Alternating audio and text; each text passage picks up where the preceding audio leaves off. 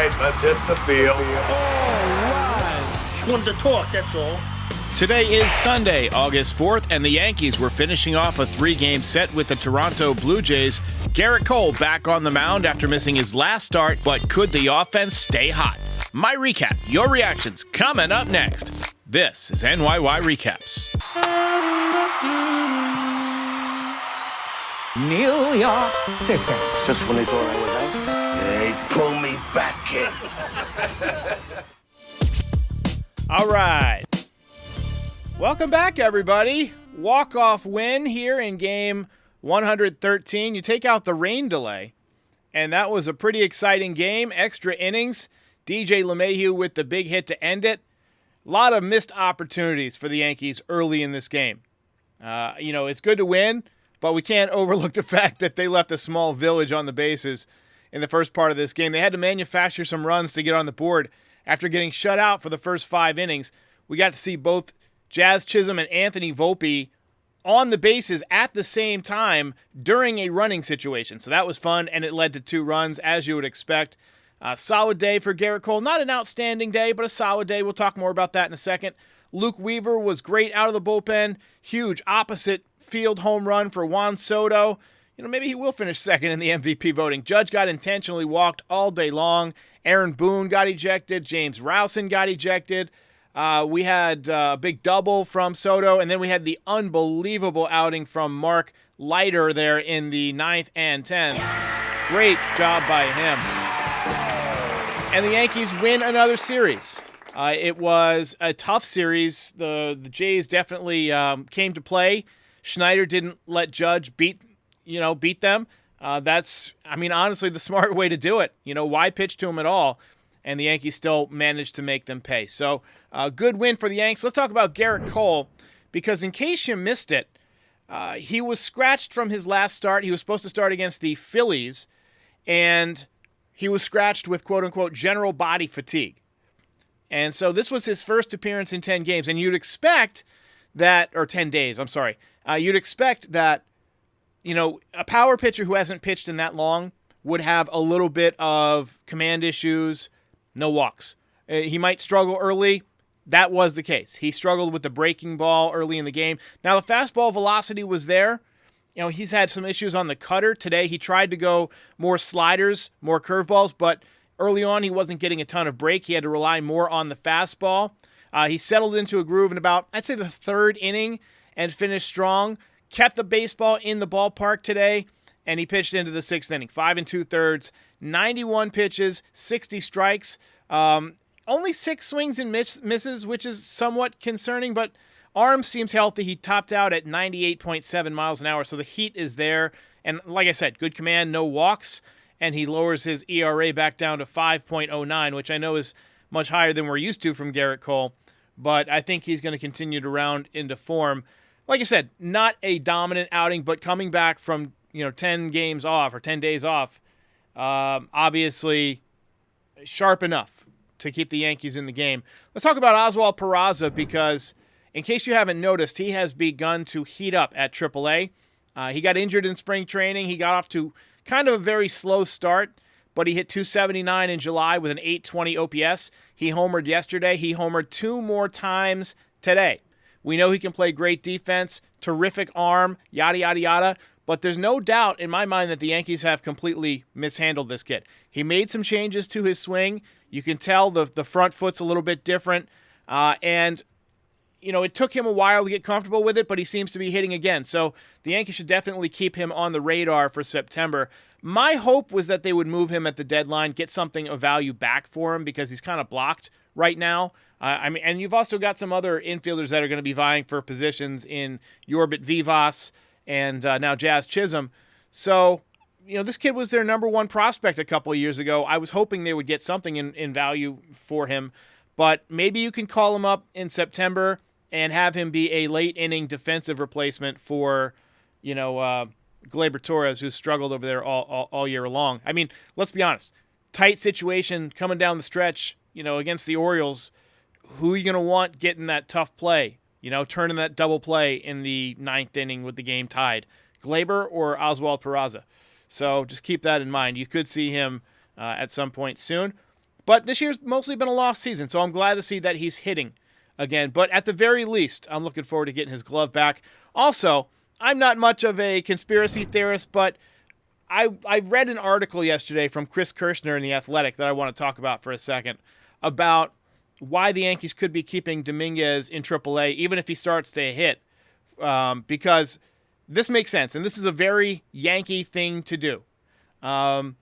They might be trying to gain another draft pick by gambling that he could win the Rookie of the Year next year. If they can limit him to less than 100 at-bats for the rest of the season, he'll still be eligible to be a rookie next year. And if he wins Rookie of the Year, the Yankees will get an extra draft pick.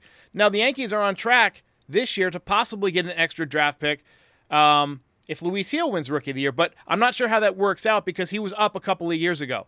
So I'm not sure if he's covered by that whole, call up a player who, was rookie eligible and they become draft pick eligible. I'm not sure how that works out. Maybe we can get some clarification on that. But they're definitely trying to do it with Dominguez because if they can limit his at-bats and then he comes on like gangbusters next year, they can get a draft pick. So we'll see how that shakes out. He hit a ball 107 miles an hour today. So obviously starting to see the ball a little bit better. Hey, reminder to call into the voicemail show for tomorrow morning, 718-899-1068. Also, reminder to like and subscribe. We're creeping up towards 42,000, which is just mind-boggling to me, but I appreciate it. We are here after every game, so go ahead and help us get to 50K. Let's get to the recap. All right, let's go. Let's get it going. I got confused about where my water was. I switched my office up a little bit yesterday, and I had to move my water from the left side to the right side. So all day long, I've been spinning to the left, and no water there. Yankees left the bases loaded in the first inning. They had a couple of times today where they left the bases loaded. Gleyber Torres actually led off the game with a line drive single up the middle. Soto walked to set things up for Aaron Judge. Should have walked on a 3-2 slider off the outside corner, but he got called a strike. More terrible umpiring today, and that was just the first example of it. Austin Wells singled to load the bases, and then Stanton popped out, and then Jazz Chisholm smoked one, but it was right at the shortstop. That's baseball, Susan. Just got baseballed there. Should have been a 2-run single. Could have been, but bad aim. Blue Jays got on the board with 2 runs in the second. Garrett Cole was just hitting too many bats early on. Slider was not breaking. Curveball was hanging, but he hung in there and manned up. Top 3, Vladdy Jr. doubled and then tried to steal third base with nobody out, but Austin Wells gunned him down. Nice job by Jazz Chisholm to get the tag down. Kind of kamikazed himself, just dove at third base and sacrificed his body to get the out. But a very nice play. He also made a nice play on the next at bat. It was a chopper. He had to kind of come in and throw across his body, but he put a lot on the throw. So he's got a strong arm, and it's pretty accurate. He takes his time. He seems to have a really good internal clock. Every game I watch him, I try and pick something else up. And just watching him, you can see him almost like counting down how much time he has to get the runner. And to me, I think he's just going to be an excellent third baseman if he sticks over there. But there's a high probability that he moves to second base next year. Yorbit Vivas has been playing third base in the minor league, so maybe next year it's Vivas at third and Jazz at second. That'd be interesting. Yankees threatened in the bottom half, runners on second and third with 2 outs, but Giancarlo grounded out to first base. Hit it pretty hard, but right at Horwitz. He kind of made like a backhand stab, and of course they beat Giancarlo to the bag because Giancarlo's legs don't work. Bottom 5, Blue Jays gave Aaron Judge the Barry Bonds treatment again, walked him intentionally to put the tying run on base, which you just do not see. Yankees ended up leaving the bases loaded again on a Giancarlo Stanton strikeout. Cole was done after 5 2/3. Final line, 6 hits, 2 runs, both of them earned, no walks, and 4 strikeouts. Nice job. Obviously not his best performance with the Yankees, but, he was able to, manage the damage and keep the Yankees in the game. Nice job.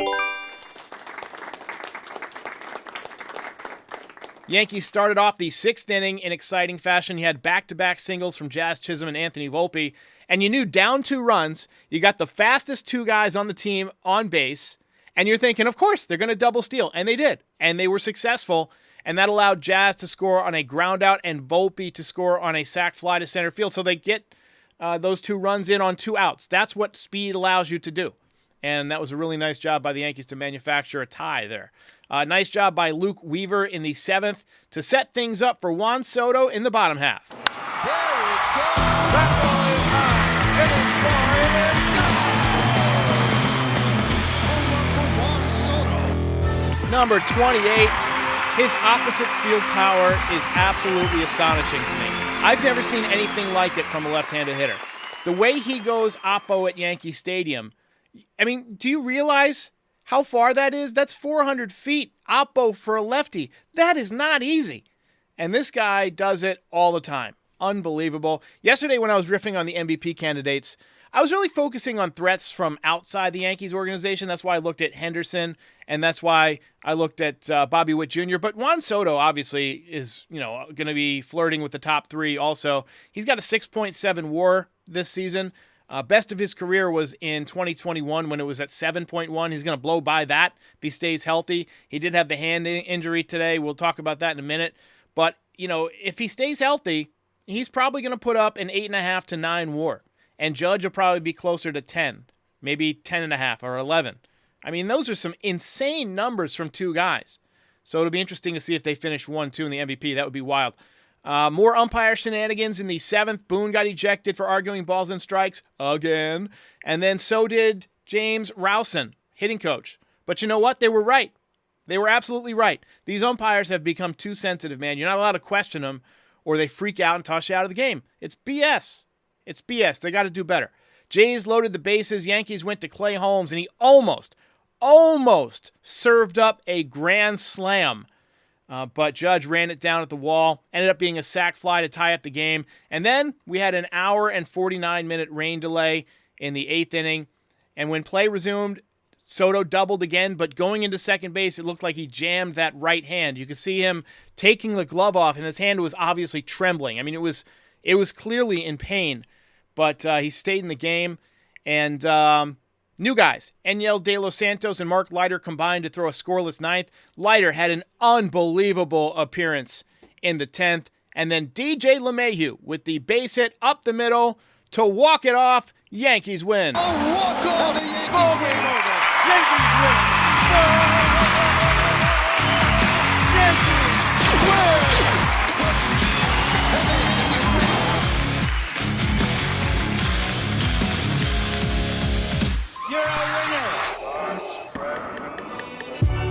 Walk-off win for the New York Yankees, who are now 67-46, 593 winning percentage as we look at some of the great walk-offs in Yankees history. And then the great send-off from Mr. Costanza there. Yankees tied with the Orioles for first place, both with a 593 win percentage, although the Orioles have the season advantage when it comes to the season series. So, great game for the Yanks. I thought long and hard about the belt here, and as much as I love what Soto did, sacrificing his body, hitting the big home run, there's one guy I had to give it to. It was a pain because I don't have a picture of him in a Yankee hat, so I kind of had to improvise Mr. Mark Leiter Jr.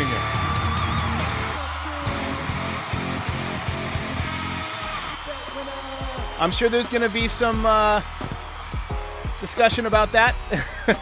But to me, Mark Leiter getting those outs late in the game, the big splitter, it was phenomenal today.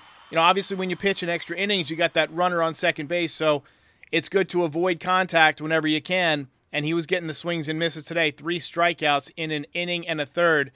Mike Rotonda says, starting to come together. I agree, man. And the Yankees have been looking good. That's another series win. They play the Angels next. Angels are not good.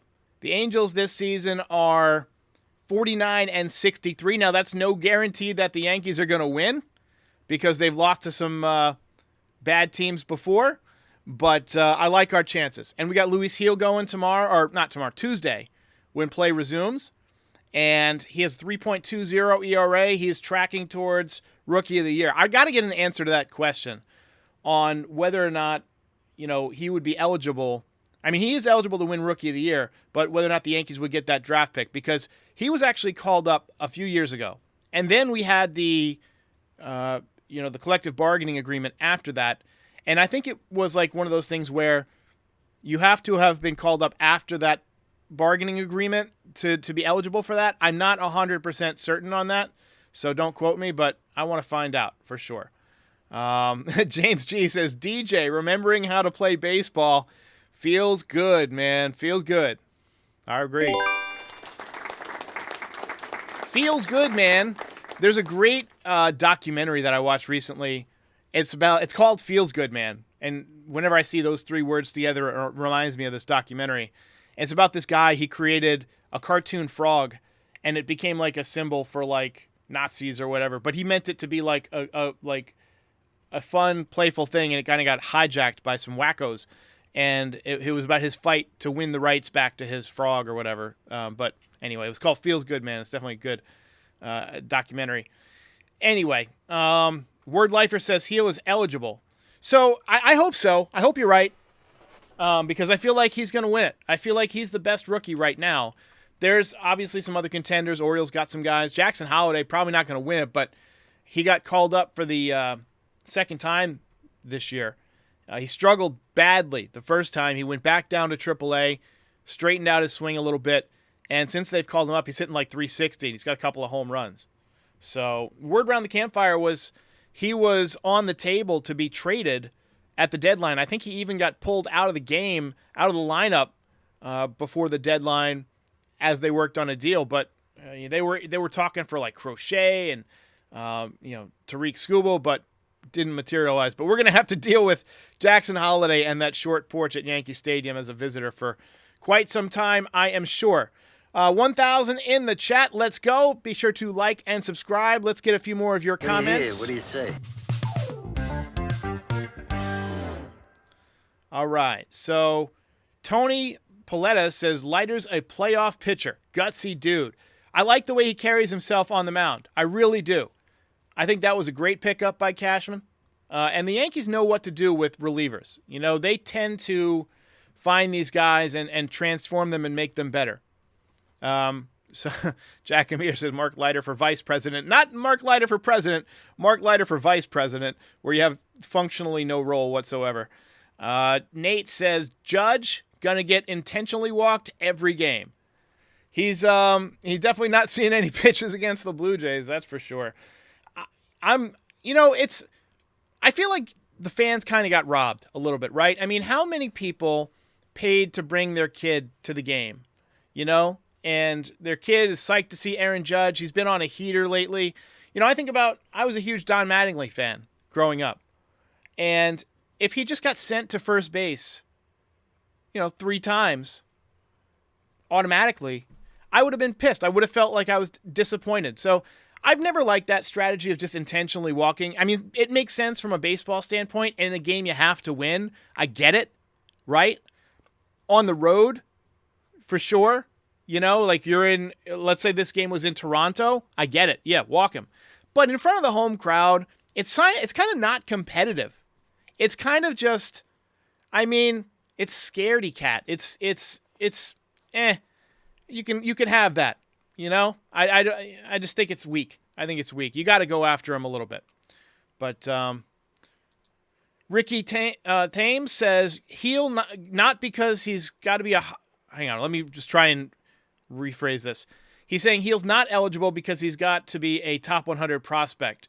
So it's a top 100 prospect incentive. Okay, so it's all the bookkeeping, all that stuff. So I guess that makes sense. But Dominguez definitely a top 100 prospect and has a chance to win the Rookie of the Year next year. So going back to the original argument, I think the Yankees are definitely going to try and limit his at-bats to under 100 this year. John, the Beagle Dad, says it perfectly. It's a Bush League move to walk Judge. Look, the Blue Jays are out of it. They're 51-61. They traded away one of their best pitchers at the deadline. Why not just compete, You're sick of watching the guys swing? So what? We're sick of watching you be a fat piece of shit on the sidelines. Doesn't stop us from watching you. Come on, man up. Unbelievable. Steve-O, last place team, intentionally walking people. Weak. It's weak sauce. Weak. Let's see. Yeah, Drew Thorpe says Jazz made a great play at third. Yeah, he had a couple of nice plays today. Solid day for Jazz Chisholm. All right, let's wrap it up. Get your final thoughts. That ball is high. It is far. It is gone. Reminder to call into the voicemail tomorrow. You see the number on your screen, 718-899-1068. Special thank you to all the members. Look, good win, good series win. Day off, much needed. Hopefully Juan Soto can heal up tomorrow. It's probably just a re-injury of whatever was bothering him. He's come out of the gates in the second half hot. But, the fact that he was playing through it suggests that it was just like he jammed his wrist or jammed his thumb or something, and it was hurting, but it wasn't going to do any damage to play through it, and he probably just hurt it again. So hopefully it feels better. Get some ice on it, big guy. And, a special shout-out to Trent Grisham. Great sacrifice. He dropped a ball that, kind of got alligator arms on a fly ball to left field. He was about to collide with Aaron Judge, and he kind of pulled up. I don't blame him. But anyway, good bunt. Yankees manufactured some runs today and made it happen when they needed to. All right, ladies and gentlemen, I will catch you for the voicemail show tomorrow and then the post-game show on Tuesday. I'll see you next time.